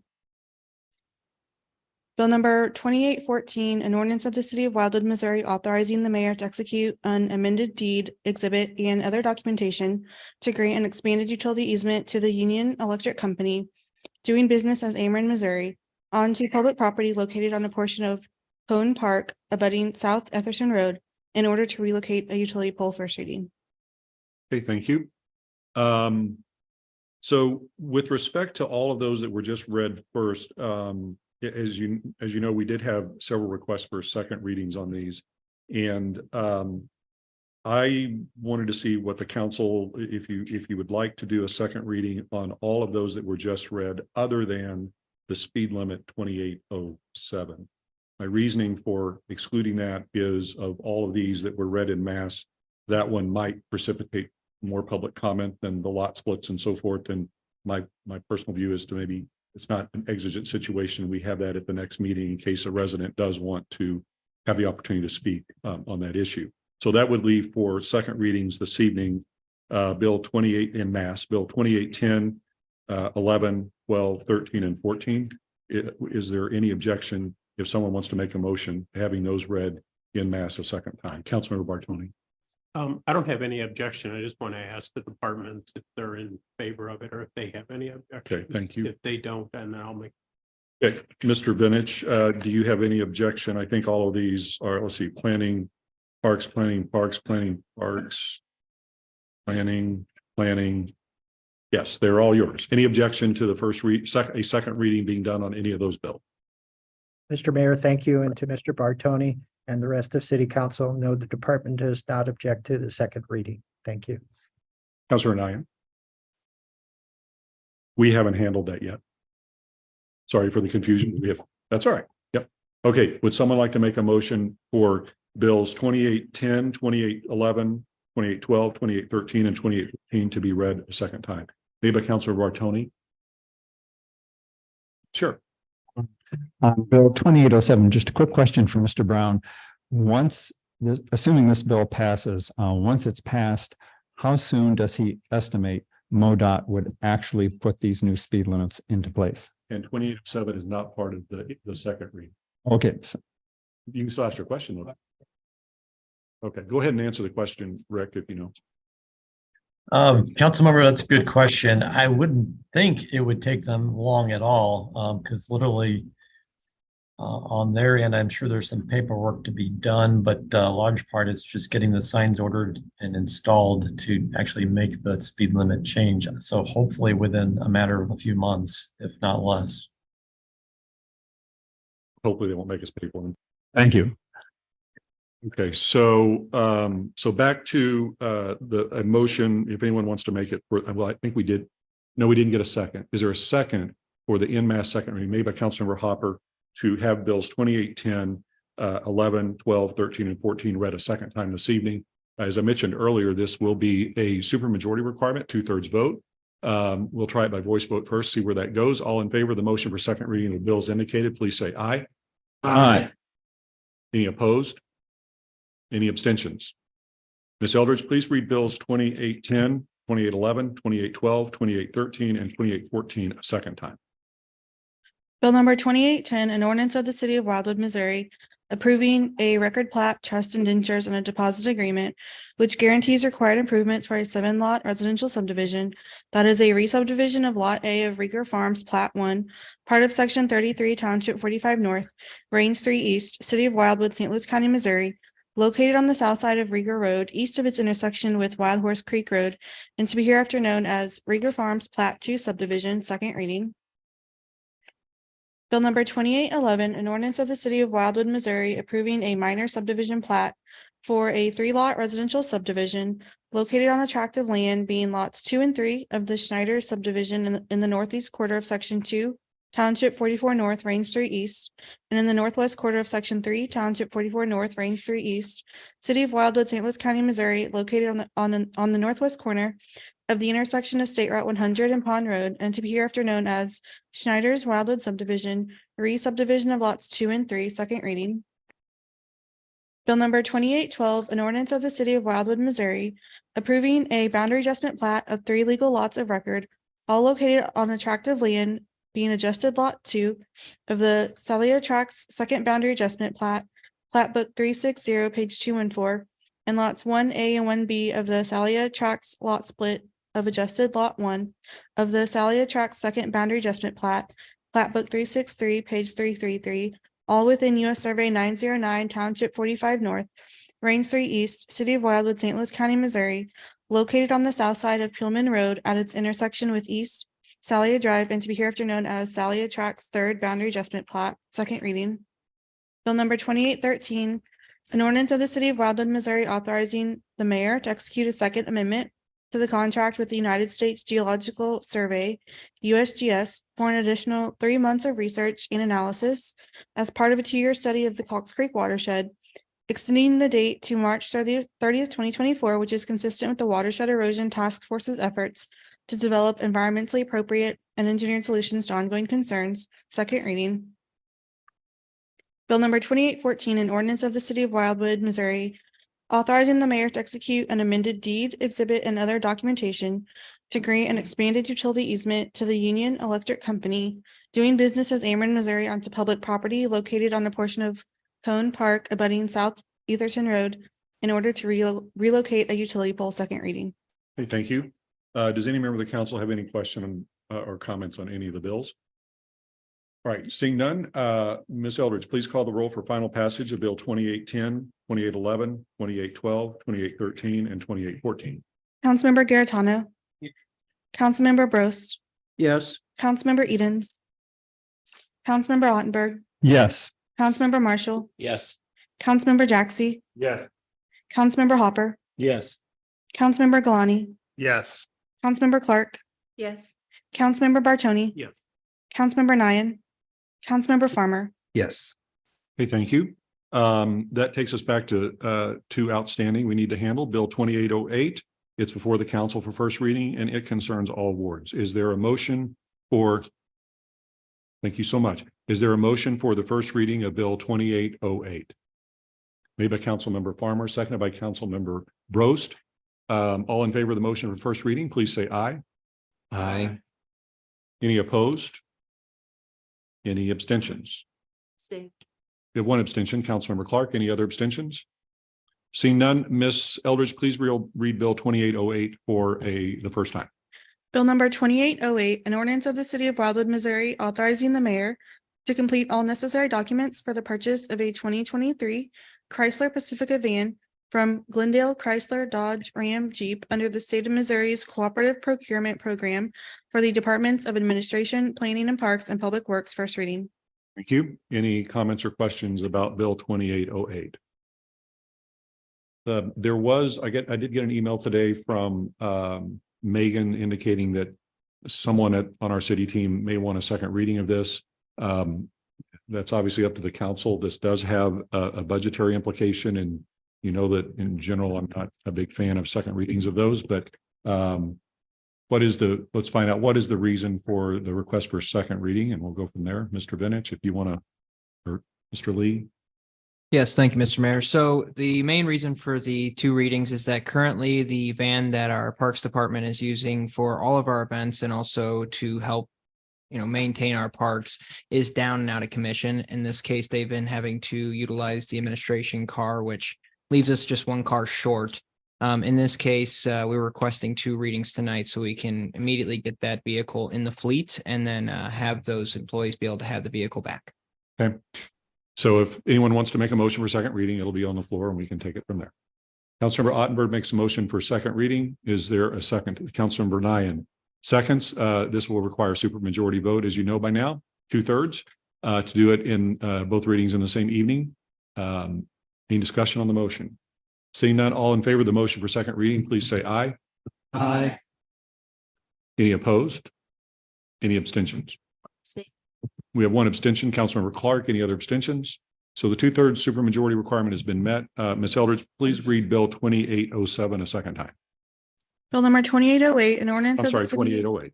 of Wildwood, Missouri, authorizing the mayor to complete all necessary documents for the purchase of a 2023 Chrysler Pacifica van from Glendale Chrysler Dodge Ram Jeep under the state of Missouri's Cooperative Procurement Program for the Departments of Administration, Planning and Parks and Public Works, second reading.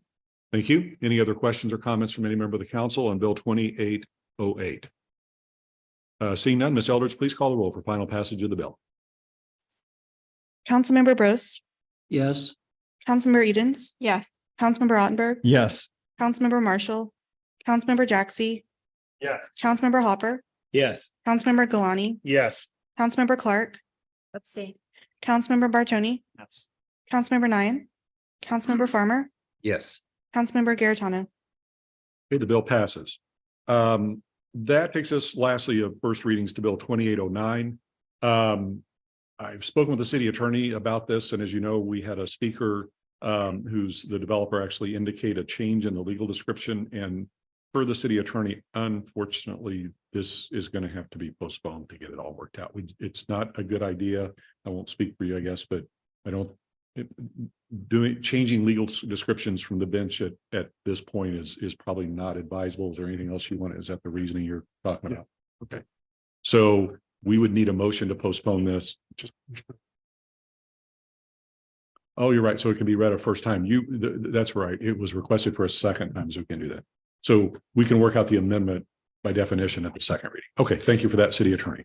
So it's on the floor. It concerns Ward 1. Is there a motion for the first reading of the bill with the understanding that there will be an amendment in August?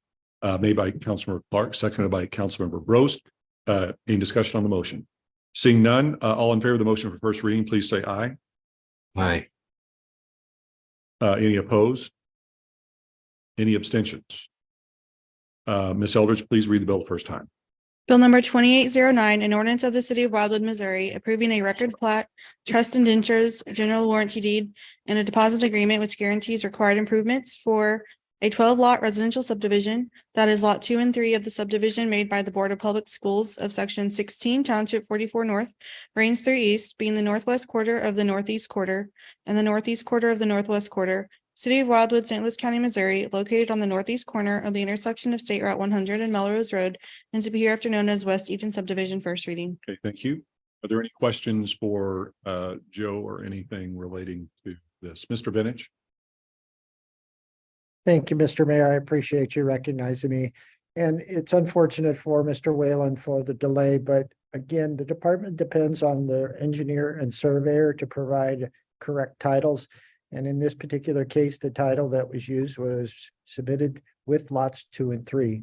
So I'm not necessarily saying that there's no fault to the department, but I just want the city council to know that we're very careful about how we interpret the legal descriptions and use them in the ordinances. Thank you. They can cause problems. Okay. That takes us, any other questions? I'm sorry, any other questions on the bill or any comments from any member of the? All right, seeing none, that takes us to, we've handled Bill 2815 to the consent agenda. We have Resolution 2023-12-A that we discussed in the work session relating to our phone system. 2 appointments, reappointment of Judge Bierman and Mr. Hubris to Board of Adjustment, approval of our minutes from June, and approval of expenditures. If someone wants to make a motion for approval of the consent agenda, they will be, we'll get that on the floor. Made by Councilmember Galani, seconded by Councilmember Garetano. And this is a motion to approve the consent agenda as presented. I understand it, right? Yep. Okay. Any questions or comments? City Administrator Lee. Yes, just wanted to confirm with this passage, or we're going with the amended resolution 2023-12-A. Yep. Perfect. Thank you for checking. I believe that's what I said. But it's always good to check. Sometimes I get them. All right. Any discussion on the motion to approve the consent agenda as presented? Councilmember Clark. Say, I can't find it right now. The amended resolution that included the new phone system, right? The poly. Any other questions or comment? Seeing none, all in favor of the motion to approve the consent agenda as presented, please say aye. Aye. Any opposed? Any abstentions? And I just wanted to mention on behalf of the judge, he really wanted to be here this evening. But this appointment needed to get done by our rules. So he wasn't able to be here, but he did want me to let you know that he plans to be here at the August meeting, just to kind of take any questions about our court system and reintroduce himself to the people that know him and introduce himself to those that don't. So he'll be here in August. All right. Anything under miscellaneous? Councilmember Edens. Yes, I believe I forgot at the last meeting just to thank the Parks and Recreation for the Green Rock Trail Challenge. I don't remember saying anything about it, but once again, it was an extraordinarily successful event. My dad and I trooped just short of 8 miles around, and comments were good. And I'm excited you got a new van in case we ever need to get picked up on the trail emergency wise again. So thanks again. Thank you. Councilmember Bartoni. Thank you. So more good news about Waste Connections. I know that they've been taking up a lot of your time, Mr. Lee and Mr. Young. Our subdivision already got a call today saying they would not pick up yard waste tomorrow and that we could have it with Wednesday's regular trash pickup. So I just wanted to pass that on to you guys. Well, who is this again? This is Waste Connections. So they're not picking up yard waste tomorrow. Okay. But they're picking it up Wednesday with trash. Just for your subdivision or? Well, our subdivision got the call, but I'm sure that it's more than just our subdivision. Okay. They wouldn't be able to cover everything except 60 houses. Okay. Councilmember Farmer. I don't know. I guess this is a miscellaneous thing. So I'm just thinking in the future here when we're looking at the subdivision that we sent back this evening. We're getting proposals for a lot of development in this corridor, and I'm a little concerned that the traffic studies that we're having done are taking into account the current traffic conditions, not what will be happening when these things come online. So I don't know if that's something that we as a city need to look into, or we need to encourage the developers to look into. But I mean, we've got 180 apartments and 135 houses, and then another who knows how many in between. If you're doing a traffic study when none of these things exist, it's a pretty worthless traffic study. Great question. Mr. Vintage, would you like to respond to that? Thank you, Mr. Mayor, and I think Mr. Brown will also add a bit. I'll be very brief. First and foremost, In-Town Center is part of the update of that plan in 2018 that went through 2020. We did an overall traffic analysis of Town Center, and that had a 20-year window associated with it, meaning we looked at current conditions and we asked the traffic consultant, HR Green, to even go out beyond 10 years to 20 years. We used that as the basis to make recommendations for any changes to the regulating plan. And in the instance of the apartment development that Mr. Cohn and Mr. Greenberg are proposing, as well as any of those that have been built, we require a traffic study before the site development plan is ever presented to the Planning and Zoning Commission and City Council. Rick, I'd like you to just chime in if you don't mind. Thank you. Mr. Brown, do you have anything to add? Well, thank you, Joe. No, I would just add that when we go through that process and we do the traffic study, we'll certainly incorporate the committed projects that are ready for construction or planned for construction, in addition to future growth in traffic in the area. So we do try to consider those aspects. So I appreciate the comment. That's certainly a valid comment. We have a lot of things going on relative to future development planned and on the books. So we will be sure we're watching to be certain that is incorporated in the traffic studies as they are completed. So I think it might be helpful, I'll just throw this out as an idea, since we do have several of these that are in the hopper. If we could get on one page grid that shows the name of the development, how many houses and parking places, whatever relevant items that the traffic study folks consider are included with each one of those, and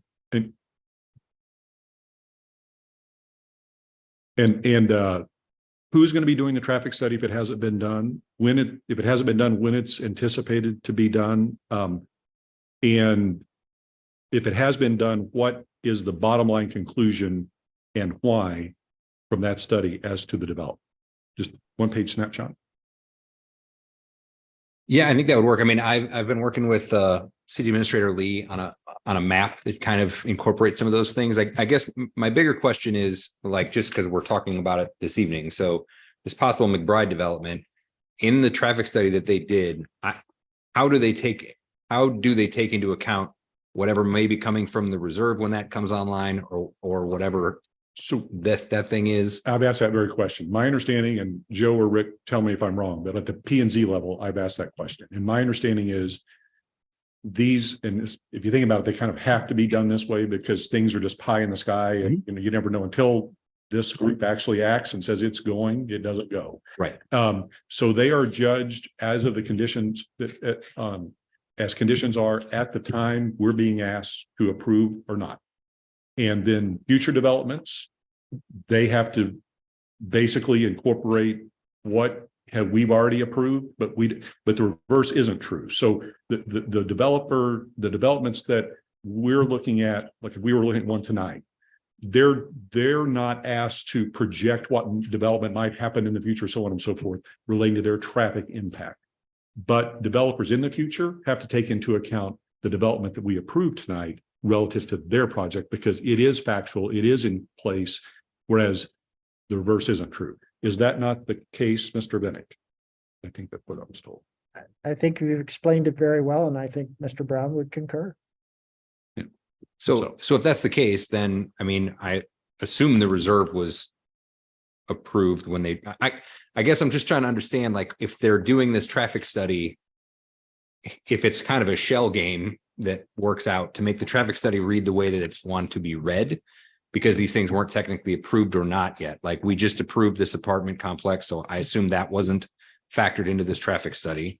The reserve maybe was, but I don't know. I would assume that the apartments, since they were not in place or proposed at the time the traffic study was done and analyzed relative to the reserve, it probably wasn't considered significantly, if at all. But departments would need to take into account traffic generated by the reserve because it has been approved. Is that correct, Mr. Vintage?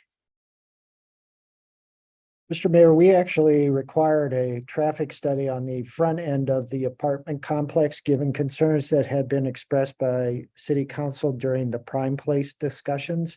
And so I would defer to Mr. Brown, but I believe we took into account traffic in the entirety of the area. Okay. Mr. Brown, is that true? I believe it's true, but I would be perfectly frank, I would have to double check that report. I don't recall that we included in, Joe, correct me if I'm wrong, the extension of Main Street in that traffic study. But This is why I think we need a grid because we're doing committee work. So let's get a one-page snapshot of these kind of material things that we can look at in work session at the next meeting to make sure the council's fully and I are fully satisfied with what's been done relative to that. Any objection to the grid? Okay, Councilmember Clark.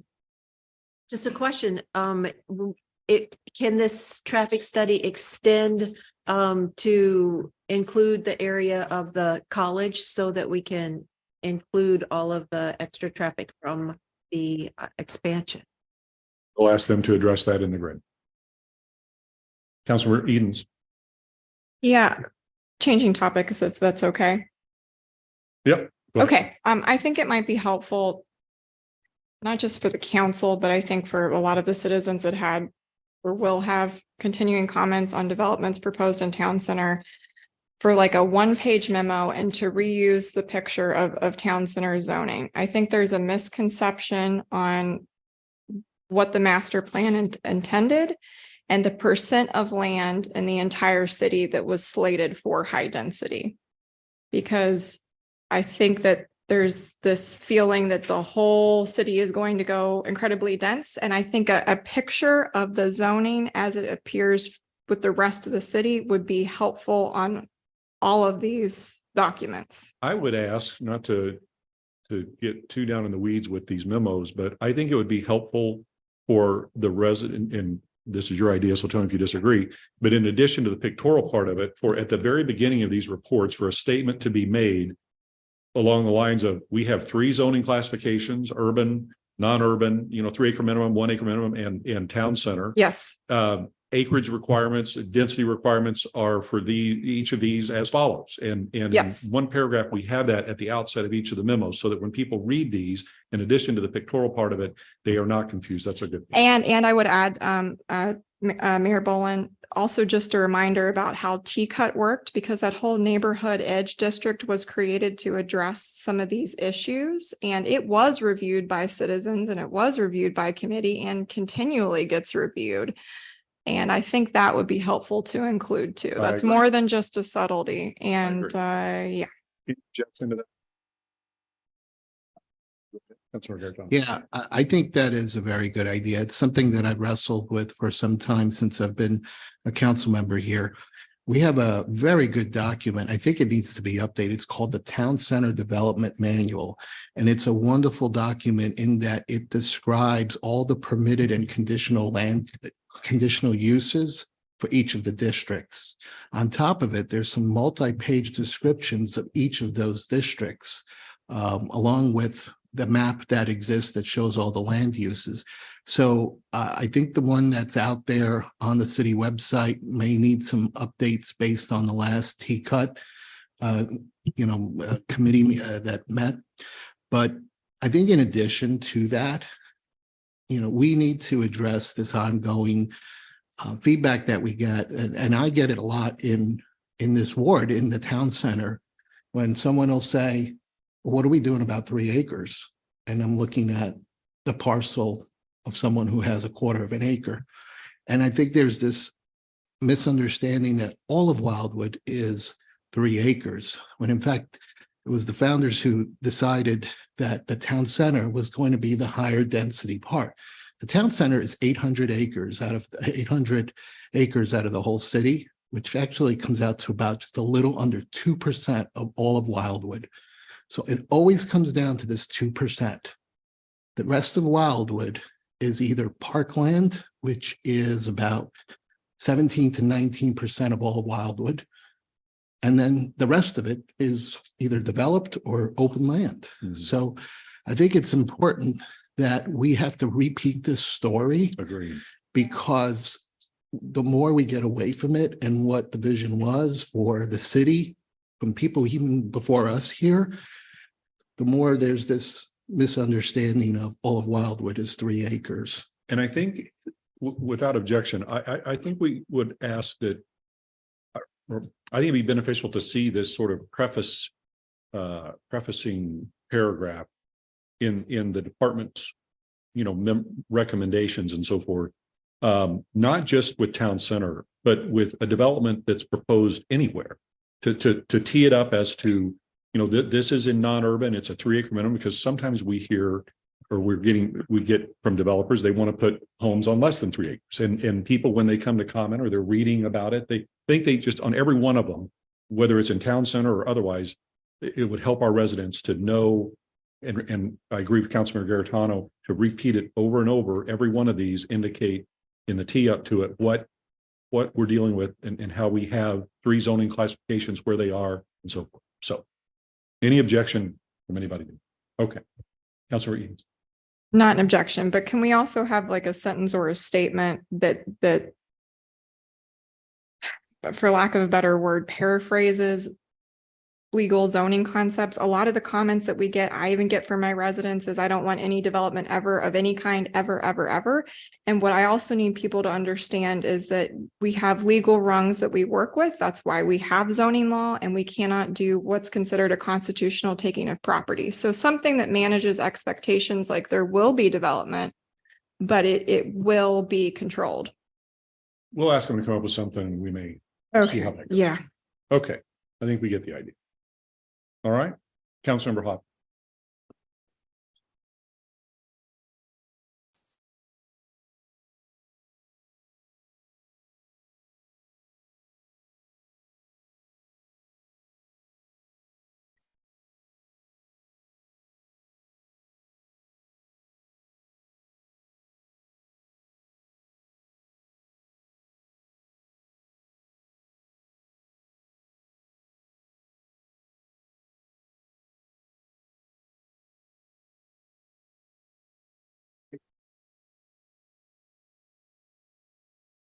It'll be on the next work session agenda. You're welcome. Anything else? Councilmember Farm. So I may be the only one. I find the little orange pieces on our agenda super helpful, where it's talking about budgetary impact and what part of the strategic plan and all that. I certainly don't want to busy up the agenda any more than it already is, but it would be also beneficial, I think, maybe to put on there where something started and when it's supposed to happen, like our road thing today that is going to be under construction in 2026. The folks on Valley Road that think they're getting funding like today and they're getting it for 3 years might be a little, it's just good to kind of share that kind of information. So like if a project is coming in and, I think about the reserve when we heard that it had been in the works for 20 years or something like that, like just having a reminder of how long something has been going and where it has been might be helpful for people that come in here to see it, because it's not always easy to keep track of all this stuff for people that aren't usually initiated to it. I'll think about that. Councilmember Clark. It just reminds me of the agreement to update the strategic plan by August of this year. I think it's Just already a planned to be little- on the agenda. No. I'm shocked that you would remember the strategic plan. All right, anything else? All right, thank you again for a great meeting. I would ask for a motion to adjourn. Made by Councilmember Hopper, seconded by Councilmember Galani. Non-debatable motion. All in favor of the motion to adjourn, please say aye. Aye. Any opposed?